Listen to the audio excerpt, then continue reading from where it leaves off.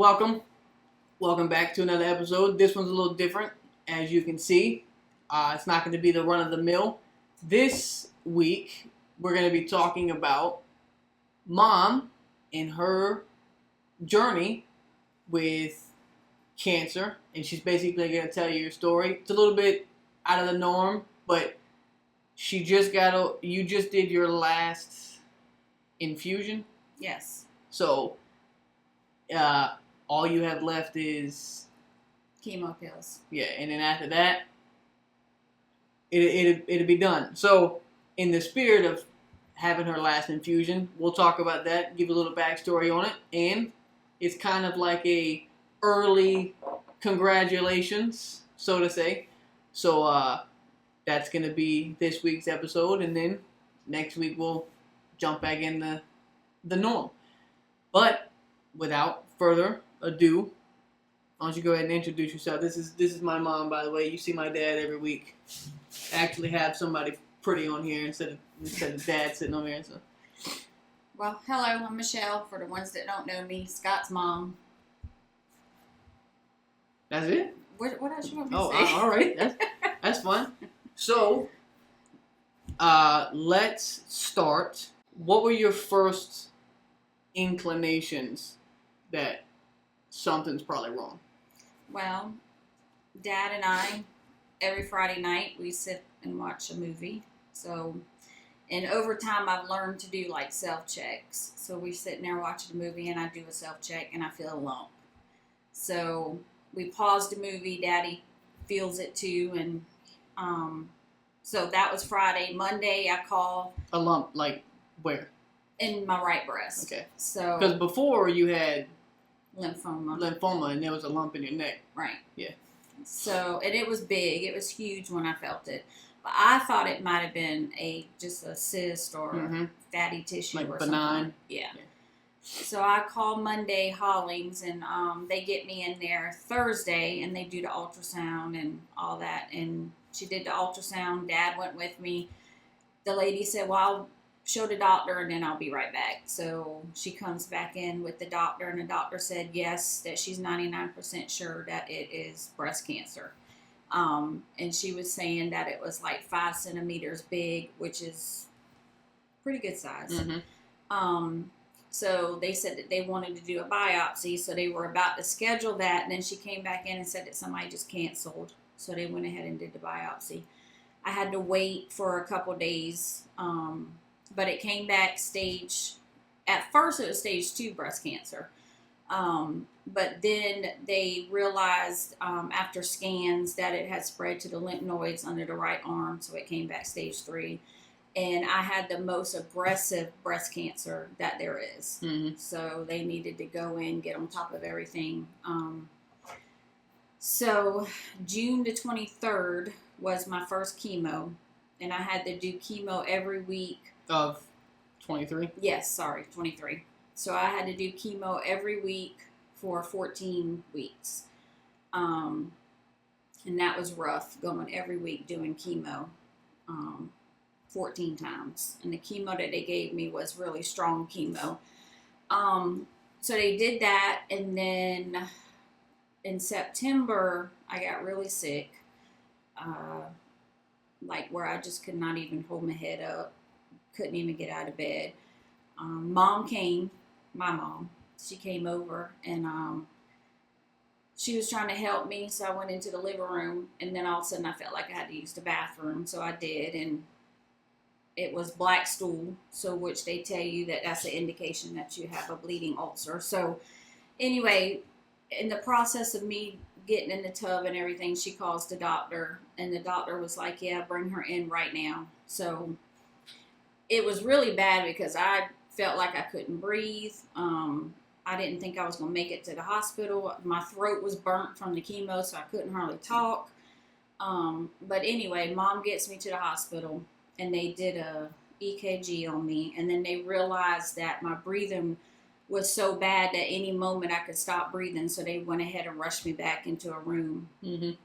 And so was this that night that you were there and we all went there and you were like really sick on the bed? Yeah, that was rough. Yeah. So anyway, they get me in, hook me up and everything, and then they had to end up giving me like 6 bags of potassium. Everything was low. My white blood count was 0, which it should be like 500 and over or something like that. So they did a scan, and it was a bleeding ulcer, but they couldn't do the surgery to go in and clamp it because of my blood count being so low that there was a chance that I could die on the table. So they admitted me, and they continued to give me all kind of stuff. So I went in on a Tuesday, and then that Friday I had the surgery where they went in and clamped the bleeding ulcer. But then they had to also give me blood too because I had lost so much blood. So that was a rough time. So I was done with chemo after that, and I got better. And then December the 1st, I had the double mastectomy. So I had that December the 1st, and it took me a couple weeks to heal from that. And then after that, and well, let me back up. When they did a double mastectomy, they went in and removed 6 lymph nodes in my arm because 6 of them had cancer in it. And then they checked this side too, just to make sure, and there was no cancer in that side. Thank the Lord. So so I recovered from that, and then they wanted me to do radiation. So after they got all the expanders in and everything filled up and taken care of the way I wanted it, they started radiation, and I did 16 rounds of radiation where I had to go every week and do one. So I did that. And the good thing is I didn't really have a whole lot of problems from the radiation. It did burn me like under the arm here and then on the neck, but it wasn't too bad. So I did that, and then they started doing the chemo pill. And so they didn't want to give me such a high dose because they didn't know how my body was going to take it. So they said that they would give me a low dose, but they ended up giving me a high dose. So I'm on the high dose now, and I take that. I do chemo pills for 14 days and then 7-day rest, and then I do it 14 days. So I'm supposed to do that all the way up until September. And then let's see what else after that. And then after I finish the chemo pill, then I'll have the surgery. Well, I'll have the reconstructive surgery, and that's a 10-hour surgery. So that's a long surgery. Dang, 10 hours. Yes. So this journey with the cancer has been rough. I've had some really bad days, but I've also had some good days. So going back to the September when I was really sick, I was so sick that I didn't think I was going to come out of the hospital. So thank the Lord I'm past all that now. So but they did a scan and said that everything looked good. They just wanted to do the chemo pill because whenever they remove everything, there's still cancer cells that could be lingering behind the chest wall. So they just want to make sure that they cover everything. And I'm glad that they're thorough. They've been great. Hollings, they've been great. But when they did take the breast out, the reason why some people don't go for double mastectomies, they just do the breast that has the cancer.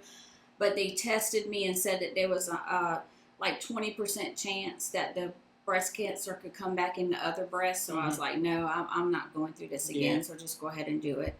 So when they removed the right breast, they said that actually there was 2 tumors instead of 1. It was just hiding behind the other one that they couldn't see it. So they said that one was 2.5 centimeters, and then the other one was like 3.2, if I'm saying that correctly. So it was like 5 something. Yeah. So it was a big tumor that they took out. So, and they said they were able to get everything. So.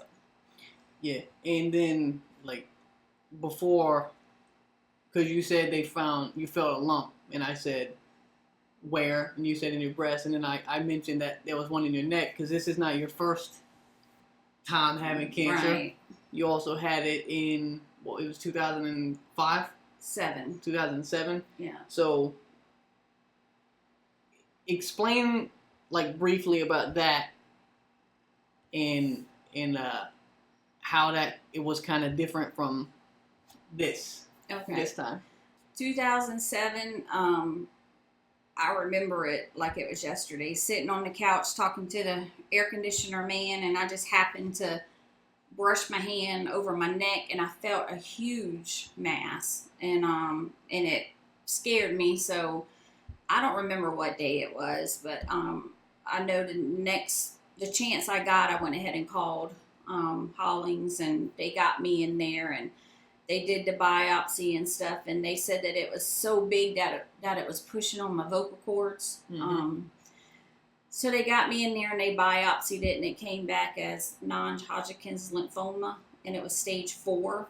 But prior to that, I was sick because I remember working at the school in the cafeteria, and I was losing so much weight, and I just felt tired all the time, and I would go stand in these big freezers because I was so hot, Mm-hmm. and just to cool off, and had fainting spells where they would have to follow me home to make sure I got home, or either take me home. So that led up to, me. That happened, and then I felt the lump. So that's why I was losing blood. I had to end up, because my blood count was like 6 something, I had to end up getting a blood transfusion because I just could not hardly get out of bed. I was so weak, and I lost so much weight. So they went in and, biopsied it and everything. They removed as much as they could, but they couldn't remove everything. So I did the chemo, and I did that every week. But the difference is the chemo that they gave me the first time I had cancer, it was like really, really strong. And well, it was 4 different chemos, but 2 was through the IV, 2 was the nurse had to sit there and push it, and it took like over an hour. But one of those they called the red devil, because once it hits your veins, you automatically get sick. And I had to do that they did the scan, and they told me that I had to do it for 8 months. I had to do chemo and all that for 8 months. So I did it for every week for 3 months. And then when they did the scan at the 3rd month, all the cancer was gone. Like, they were surprised because how effective everything was. But I believe that God healed me because, they couldn't figure out why it was gone that short period of time. Right. So they asked me, did I wanted to continue to do the chemo, and I was like, no. I said, if it's gone, there's no need to put my body through that. So, so I didn't take any more chemo, and they took the port and everything out. But again, during that process, I was really sick, like almost the whole time, like just couldn't get out of bed. I remember. Well, I don't remember like a lot because this was 2007. I was 8. So I just remember you being bald. Mm-hmm. But I remember after the fact, like going, because we went out on like a little family vacation afterwards. Yeah. Like Hard Rock Cafe or whatever. I remember that. I only remember one time where you were actually sick, and I was sitting in a chair to the right side of your bed. I don't remember what hospital it was in, but it was in Charleston. And there was like, the room was packed full of people. And apparently, I looked white as a ghost. That's all I remember from like that.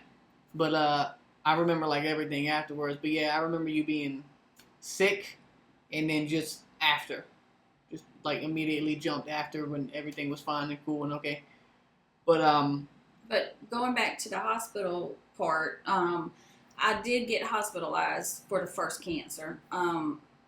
I just, again, was real sick. Couldn't even hardly lift my head up. When we went in the waiting room, like, they had immediately put me in a bed because I just could not sit up. Mm-hmm. But I was having severe stomach pains and just couldn't keep anything down. And they thought that my organs were shutting down.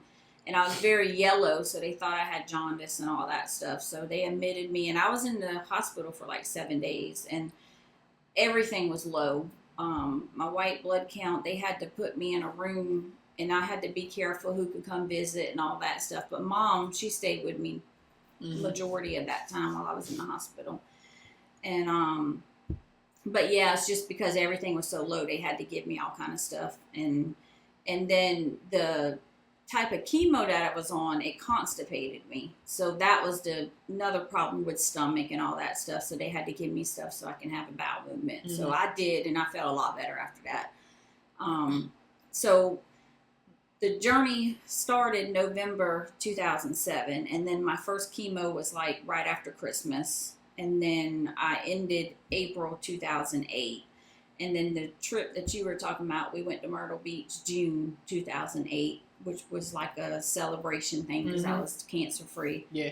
And we had a good time, and I was feeling a lot better. And not, I got to make sure I'm getting my stuff right. Not to like throw out any names of any facilities or doctors or anything, but you were going to a doctor at first who was just brushing it off as you're just sick, right? There's no like real problem. Yes. And that's why it got to stage 4, because it was being held off so long, because the doctor was telling you that everything was fine. Right. He just wasn't doing a very good job of monitoring that. Right. Yeah. Yeah, because I kept going to a family doctor, and he kept saying, because it was in next to the thyroid or whatever, he kept saying I had an infection. So he gave me an antibiotic. That wouldn't work. Go back, give me another antibiotic.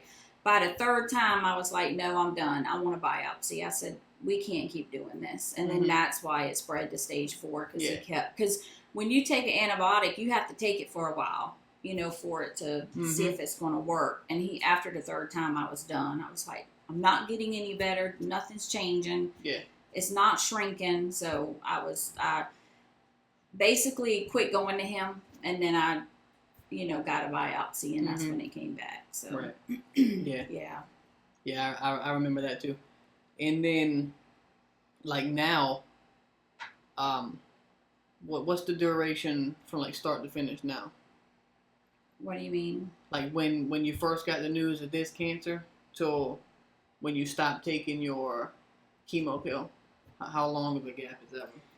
I found out I had cancer May 2023. It was May 5th that I felt the lump, but then it was May 12th that they did the biopsy and stuff, because it was right before Mother's Day. It's been over a year. Yeah, it's been over a year. And then when I'm done with the chemo pill, it'll be October, and then after that, like a month, they'll wait, and then I'll have the surgery. So this go around is a little. It's a lot longer. It's a little longer. I always get my months, like everything is shrunk to me. Yeah. So it doesn't seem as long, but like, yeah, it's been over a year. I know. But as of right now, everything is like good. Yes. Are you technically like cancer free? Well, they don't want to say I'm technically cancer free until I'm done with the chemo pill, and then they do whatever scan they got to do. So I just have to wait on that. But I'm believing that I'm cancer free. Yeah. So I'm believing that everything's good. But when I first started the chemo pill a few weeks ago, because you do it 14 days and then you get a 7-day. At the end, the last week of the 14 days, I was sick, and then the whole 7-day rest period, I was sick. So I was sick for 2 weeks to where I couldn't even do anything, and I was just so weak and tired, and just felt nauseous and all that stuff. So this is my third cycle, but actually I feel good, and I have to be careful because I'm the type of person, when I feel good, I want to overdo it. So no. So I have to be careful. So the last couple of weeks I've been feeling great. So I want to do stuff. So now I take a lot more breaks than I used to, because I know that I can overdo it to the point where it really puts me down. So, yeah. But I've been feeling great the last couple of weeks, and I'm thankful for that. So. And then you said the first time how short it was, and the doctors were surprised that when you had your first round of cancer, you mentioned God. Is that something that has kept you together during this whole, from even the first cancer until now? Is that? Yes, absolutely. The Lord has been so good to me. Everybody, says, I don't know how you do it. You look so good, and then I just tell them it's the strength of the Lord, because it's not me, because if it was me, I would be laying in the bed. I don't have the strength within myself, so it's God that's keeping me and just carrying me through this whole thing. And when this second time when I first found out I had cancer, sitting in that room, and she comes in after the ultrasound and says, yes, you have cancer. I cried, and the only reason I cried was because I knew what I was about to go through. Mm-hmm. I didn't cry because I had cancer, because I knew God has me. It's okay. Whatever happens, happens. Yeah. He's in control. So, well, even Jesus in the on Mount Olive, before he was turned over to be crucified, even him, he was so distraught that he sweat blood. Mm-hmm. But he knew he had to, and he knew that the Lord had him. But even he went through grief, even knowing that God had him. It's a human aspect of it. Yeah. So I mean, I knew, I knew he had me. It's just that I knew the journey that was ahead. Mm-hmm. Is why I cried, because I've been through it before, and I knew what the chemo and stuff would do. But I never doubted God. I know God can heal, and I know that there's nothing impossible with him. But sometimes we have to walk. He allows us to walk through things, and we don't see that it's actually for our good. We think, well, God, how do you let us go through these things? But I always tell people, if you don't ever go through anything, how can you help somebody? Mm-hmm. Now if I see somebody that's going through cancer, I can relate and I can understand, and I know how to comfort them. Mm-hmm. So if you've never been through anything, you wouldn't know how to do that. So, and it was the same for the first go around too. Yes. And that's another story, but before I found out I had cancer, I had given my life back to the Lord in 2007, because when my daddy died in 2004, I backslid. I gave up on God. And then 2007, I hit rock bottom, and I was sitting, I wanted to end my life, and I was sitting in my living room, and I said, God, I know you're real, and I know that you love me. Will you please forgive me and help me? And then at that moment, he came into my living room and he changed my life. And I think it was a week later I found out I had cancer. So timing is everything. Because I think if I had found out before, it would have just pushed me over the edge. And so, and I just gave it to the Lord. And I said, Lord, I trust you. So, and I did that this time too. So yeah, you've ever since then you've been that way up until like now. Yeah. Just you got that rock solid faith, which is good. Only thing this time is different too is the first time I lost a lot of weight. This time, which is a good thing, I didn't lose a lot of weight, but that's because they had me on a lot of steroids, so it helped keep my weight, up, but it also bloated me a lot. But that's the only kind of major difference from the first time and this time. So. Yeah. But I would like to share some scripture that has helped me along the way, and that I absolutely believe with 100%. It says in Proverbs 3:5-6, it says, trust in the Lord with all your heart. Do not lean on your own understanding. In all your ways acknowledge him, and he will straighten your paths. I believe that. And then at Psalms 23:4, even though I walk through the valley of the shadow of death, I will fear no evil. For you are with me, your rod and your staff, they comfort me. And he has really comforted me and given me that strength. Peter 1:6-7, in this you rejoice, though now for a little while, if necessary, you have been grieved by various trials, so that the tested genuineness of your faith, more precious than gold that perishes, though it is tested by fire, may be found to result in praise and glory and honor at the revelation of Jesus Christ. Yeah, so we use Job a lot, and Job is a true testament, because Job, he lost everything, but his faith never wavered. He still trusted God. He knew that whatever happened, he was just going to trust God. And then Isaiah 40:30-31, even youth shall faint and be weary, and young men shall fall exhausted. But they who wait for the Lord shall renew their strength. They shall mount up with wings like eagles. They shall run and not be weary. They shall walk and not faint. And that's a good scripture. And this is my favorite scripture, Psalm 46:1. God is our refuge and strength and an ever-present help in trouble.